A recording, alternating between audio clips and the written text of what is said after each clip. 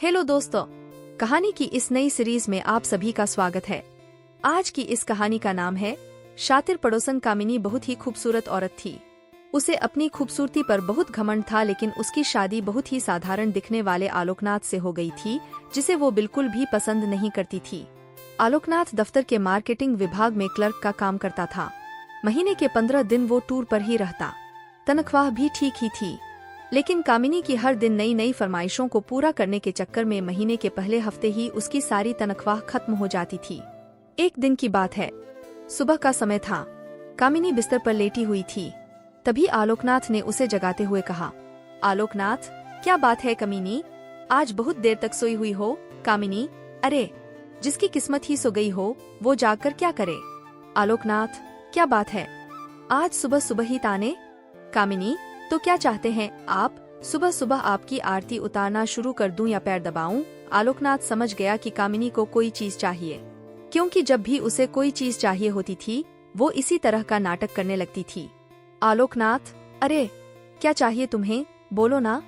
कामिनी, हाँ, बोल तो ऐसे रहे हो जैसे चांद तारे लेकर आ जाओगे मेरे लिए। कितने दिनों से आपको सोने की रिंग के लिए बोल रही हूँ, लेकिन तुम तो एक कान से सुनकर दूसरे कान से निकाल देते हो। आलोकनाथ, अब जितनी हैसियत है मेरी उतना ही तो कर पाऊंगा मैं, और अभी मेरा हाथ तंग है। 2-3 महीने रुक जाओ ना, फिर दिला दूंगा मैं। कामिनी, तो फिर मुझसे पूछते क्यों हो कि क्या चाहिए? जाइए, अपना काम करिए, मेरे सिर में बहुत दर्द है। आलोकनाथ क्या करता? किसी तरह कर्ज लेकर कामिनी के लिए रिंग ले आया, लेकिन कामिनी बहुत ही लालची औरत थी। उसे हमेशा कुछ नया चाहिए होता था। इस बीच कामिनी के पड़ोस में एक नया शादीशुदा जोड़ा अमन और सुप्रिया रहने के लिए आए। जब अपनी बड़ी सी कार में से अमन और सुप्रिया उतरे तो कामिनी अपनी बालकनी से उन्हें घूरते हुए सोचने लगी। कामिनी मन में, वाह, कितना हैंडसम लड़का है, क्या मस्त कपल हैं दोनों, काफी अमीर भी लग रहे हैं दोनों, कितनी महंगी कार है इनकी, और एक मेरे पति हैं, न शक्ल अच्छी है और न ही कमाई। कामिनी को जब पता लगा कि ये जोड़ा बिल्कुल उनके बगल में रहने के लिए आया है तो वो उनसे दोस्ती करने के लिए मचल उठी। खास तौर पर अमन से उसकी दोस्ती करने की बहुत इच्छा थी। एक दिन वो उनके घर गई। उसने दरवाजा खटखटाया। दरवाजा अमन ने ही खोला। सामने से अमन को देखकर वो उस पर और भी लट्टू हो गई। कामिनी जी, वो मैं आपके पड़ोस में रहती हूँ, थोड़ी चीनी चाहिए थी मुझे। अमन जी, अभी देता हूँ। अमन, सुप्रिया, जरा कटोरी में चीनी तो ले आना। सुप्रिया चीनी लेकर आ गई। अमन ने उसे कामिनी को देने को कहा। इस बीच कामिनी की नजर अमन के घर पर थी। काफी महंगी और एंटी चीजों से सजा हुआ था उनका घर। जब सुप्रिया ने कामिनी को चीनी की कटोरी दी तो उसकी नजर सुप्रिया के गले में पहने नेकलेस पर गई। उसने अंदाजा लगाया कि ये डायमंड का ही होगा। सुप्रिया और अमन दोनों ने कामिनी को घर के अंदर आने को कहा तो उसने कहा कि फिर किसी दिन। कामिनी जब चीनी की कटोरी लेकर अपने घर गई तो आलोकनाथ की नजर उस पर गई। आलोकनाथ, अरे, घर में तो इतनी सारी चीनी पड़ी है, फिर तुम पड़ोस से मांगकर क्यों ले आई? कामिनी, ये बात आपकी समझ में आ जाती तो आप अपने ऑफिस में क्लर्क नहीं होते। धीरे धीरे कामिनी अमन और सुप्रिया से दोस्ती बनाने लगी।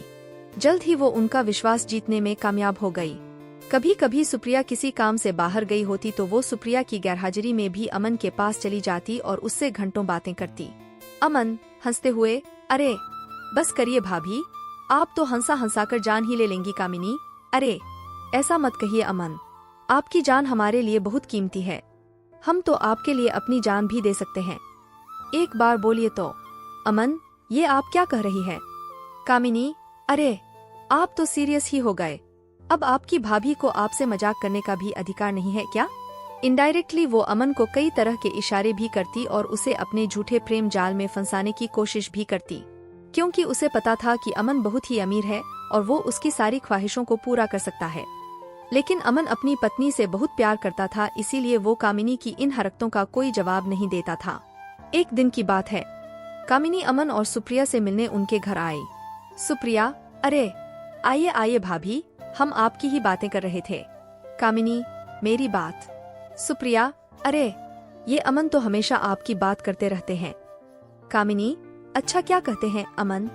सुप्रिया, यही कि आप बहुत अच्छी है, कितनी मजेदार बातें करती है, आपके जैसी पड़ोसी मिलना तो आजकल के समय में बहुत ही मुश्किल है।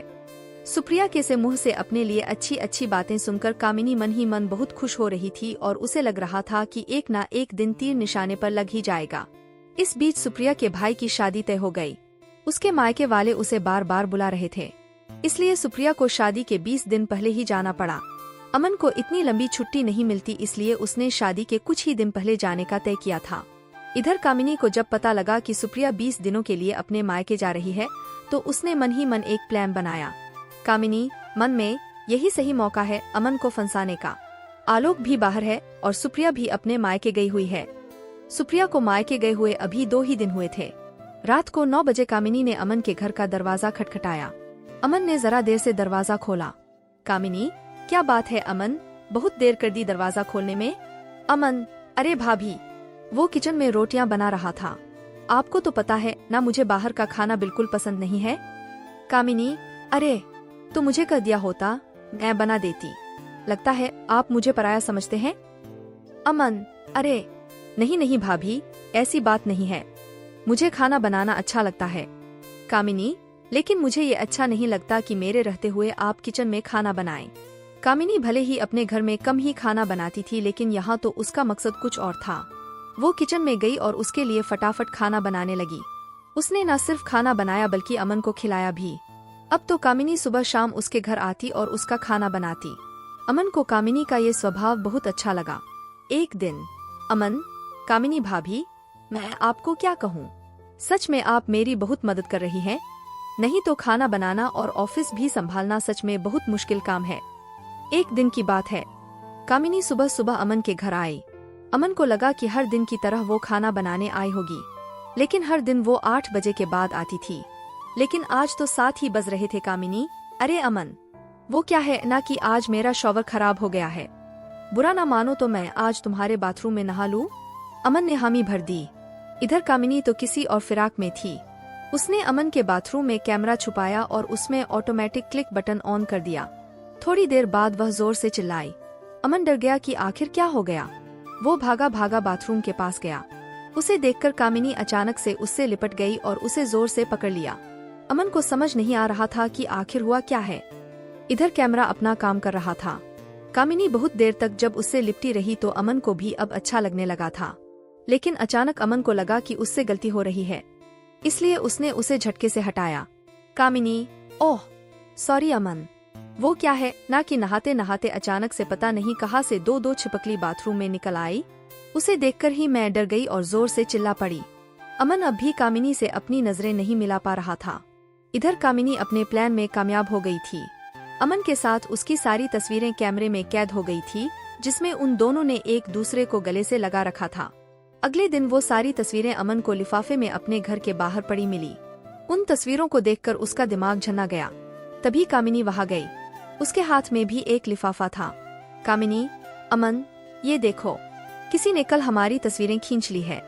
वो मुझे ब्लैकमेल कर रहा है और कह रहा है कि अगर मैं 1 लाख रुपए उसे नहीं दूंगी तो वह यह तस्वीरें मेरे पति को दिखा देगा।